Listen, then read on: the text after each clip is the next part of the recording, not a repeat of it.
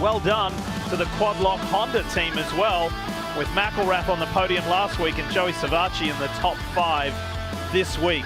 So when the 450 riders met the fans out on the track, they got a closer look at how things were going to be for race time riding in comparison to the qualifying practice in the afternoon. And we knew that it was a setup between Cooper Webb and Chase Sexton, the title combatants, head to head.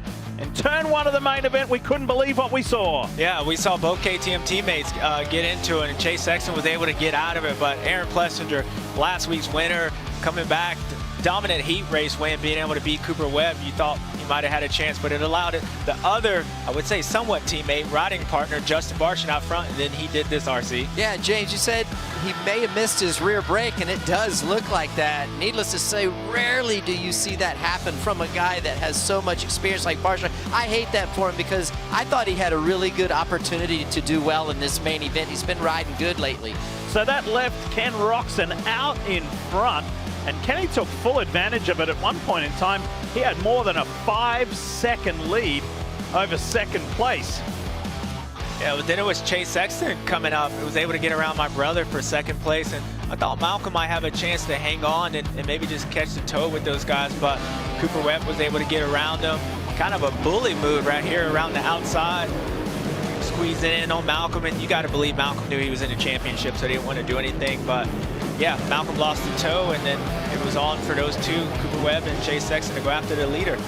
Yeah, and it was interesting to watch just how Sexton was able to catch up to Kenny, but now that we've got a great explanation from Kenny of where he is at health-wise, now we know the underlying problem and just how difficult that was, especially talking about how many right-hand corners there was. That's, James, you know, that's like your worst nightmare that you could ever want, but the number 4 was solid all night long, and to do what he was able to do, and kudos to Cooper Webb getting by Kenny Roxon there, making a mistake. Yeah, Kenny actually missed the shift right there. I didn't see that until that one, but yeah, Cooper Webb did his best job at trying to go after Chase, but he was just on a different level tonight. Fourth win of the year for bike number 4. Sexton victorious here in Philadelphia, and that's what he needed. He said he needed to do it to just keep this title fight alive, and he did. He was pumped, understandably so. That was a really good ride, very methodical. Good sportsmanship, you like to see this, but they are both fierce competitors.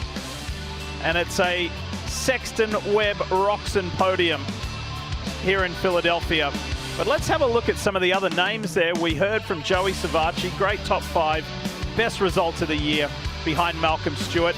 And we give credit to Cooper, Ferrandis, Plessinger, who were caught up in that first corner incident. Justin Hill, another top 10 behind Benny Bloss, and the Beta boys.